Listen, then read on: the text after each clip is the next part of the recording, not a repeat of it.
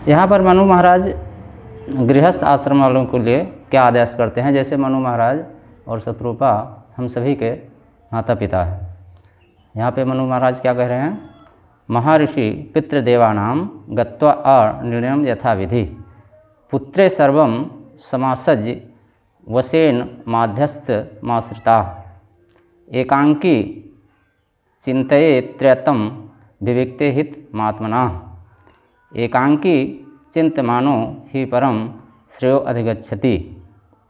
यहाँ पे जो विविक्ते शब्द का अर्थ, विविक्ते शब्द आया है, इसका अर्थ भगवान गीता में भी बता रहे हैं अर्जुन से, विविक्त देश सेवित मरत तर्जनम संसदी।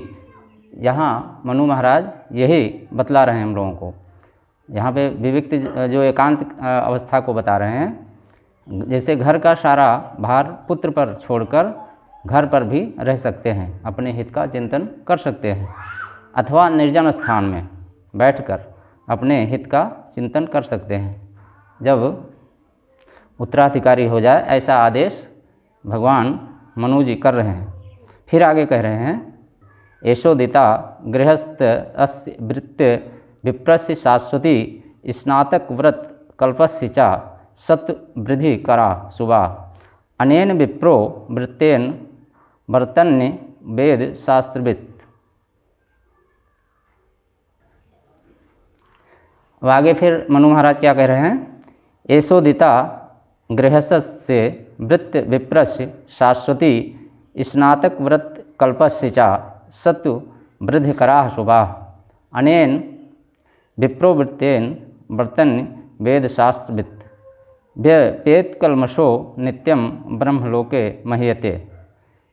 यह शाश्वत जो वृत्ति बताई गई है, मनु महाराज जो बता रहे हैं, ये गृहस्थ ब्राह्मण के लिए बता रहे हैं। जैसे वेद शास्त्र के ज्ञाता ब्राह्मण इस आचार का पालन कर सकते हैं। जैसे मनु महाराज और शत्रुपा हम सभी के सृष्टि में जितने भी जीव हैं सबके माता पिता हैं, नर हो या नारी या नपुंसक। यह आदेश वो सभी को लेकर रहे हैं कि गृहस्थ आश्रम का त्याग करके और एकांत में अपने हित का चिंतन करना चाहिए। और माताओं के लिए आदेश कर रहे हैं कि अपने पुत्र के पास रह के, जैसे कर्दम ऋषि जब अपने हित के चिंतन के लिए जाते हैं तो वहाँ पर कर्दम ऋषि कपिल भगवान के पास में देवहूति माता को हवाले करके अपने हित का चिंतन करने के लिए चले जाते हैं। अब आगे जैसे मानस में तुलसी बाबा लिखते हैं, कबहू कर करुणा नर देही देत ईश बिन हेत सनेही। जीव इसी 84 लाख में घूमता रहता है, लेकिन जब भगवान खूब रिझ जाते हैं तब ये मानव शरीर प्रदान करते हैं। ये मानव शरीर देवताओं को भी दुर्लभ है, क्योंकि देवता भी अपने कर्मों का फल भोग रहे हैं। पूर्ण क्षीण होने पर वो फिर इसी मृत्युलोक में आते हैं।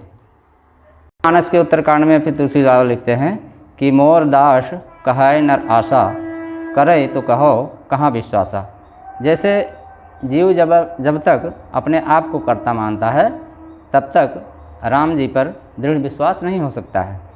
राम जी कहते हैं, निमित्त और उपादान दोनों मैं ही हूँ। अपने आप को जीव अंत सांस तक कर्ता ही मानता रहता है, तब तक उसकी एकांत अवस्था नहीं बन सकती है। ये एकांत अवस्था की जो बार बार बात आती है, ये भगवत कृपा से होती है। पूर्व के पूर्ण कर्म जैसे बताए गए हैं, पूर्ण के कर्म हम लोगों के हैं, और फिर इसमें माता पिता का भी पूर्ण जुड़ता है, ऐसा पद्म पुराण में बताया गया है। जैसे वहाँ पे व्यास जी लिख रहे हैं कि तस्य माता महाभागा तस्य पिता महाकृति। इसमें माता पिता का भी पूर्ण जुड़ता है, ऐसा भगवान व्यास जी लिख रहे हैं। लेकिन जैसे तुलसी बाबा लिख रहे हैं उत्तरकांड में फिर कि कलिकाल में जीव की दशा क्या है। जैसे यहाँ पे लिखते हैं इसमें, पर द्रोही पर दाररत पर धन पर अपवाद ते नर पावर पाप में देह धरे मनुजाद। ऐसे लोगों को जो एक दूसरे से द्रोह करते हैं, वैर करते हैं, ऐसे लोगों को यहाँ पे राक्षसी प्रवृत्ति का, तमोगुणी का बता रहे हैं। यही बात भगवान कपिल देवहूति माता से तृतीय स्कंद में भागवत में भगवान कपिल बताते हैं। और ब्रह्मा जी भी यही कहते हैं कि पर निंदा महापापम, पर निंदा महाभयम, पर निंदा महादुखम, ना तस्याः पातकम परम।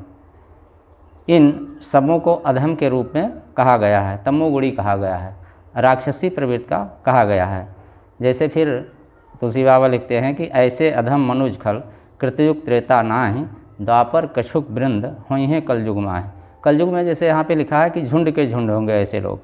ऐसे अधम खल राक्षसी प्रवृत्ति के लोगों के संग को असत संग बतलाया गया है। इनके संग को त्याग कर, जैसे यहाँ पे धीर पुरुष की बात आती है, धीर पुरुष के जो व्याख्या है वो पीछे बताई जा चुकी है। ऐसे लोगों का संग त्याग करके एकांत में अपने हित का चिंतन करना चाहिए। जैसे जो निंदा सुनने वाला है या निंदा करने वाला है, दोनों को ही महापापी बतलाया गया है। जैसे यहाँ पे बता रहे हैं कि ऐसे लोग पूर्व के प्रारब्ध कर्म के अनुसार सुख दुख इसका फल तो भोग रहे हैं, लेकिन इनका मन कभी शांत नहीं हो सकता है। जैसे बता रहे हैं कि ऐसे अधम लोगों के पूजा पाठ तीर्थ व्रत, ये ऐसा भगवान कपिल देवहूति माता से बता रहे हैं। जैसे राख में हवन का कोई फल नहीं होता है, ऐसे ही भगवान कपिल देवहूति माता से बता रहे हैं ऐसे लोगों के पूजा पाठ का कोई फल नहीं होता है, और ऐसे लोगों के पूजा पाठ से मैं प्रसन्न नहीं होता हूँ। इसीलिए मनु महाराज आज्ञा करते हैं कि सारा भार पुत्रों पर छोड़कर एकांत में अपने हित का चिंतन करना चाहिए। यहाँ पर खेल अगर देखा जाए तो सब मन का ही खेल है, मन को ही अपने वश में करना है। जैसे भागवत में बता रहे हैं जैसे सुखदेव जी स्वामी राजा खडवांग के बारे में बताते हैं कि 2 घड़ी में ही अपने मन को नियंत्रण में करके और मोक्ष को प्राप्त कर लिया।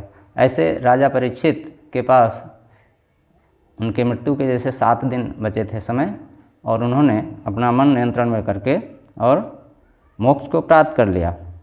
अब सवाल इस बात का है कि जैसे घोर कलकाल में किसी को क्या पता कि हमारे जीवन या मृत्यु के कितने समय बचे हैं, फिर भी आखिरी सांस तक ये जीव मैं और मेरा इसी चक्र में पड़ा रहता है और फिर 84 लाख में ही चला जाता है।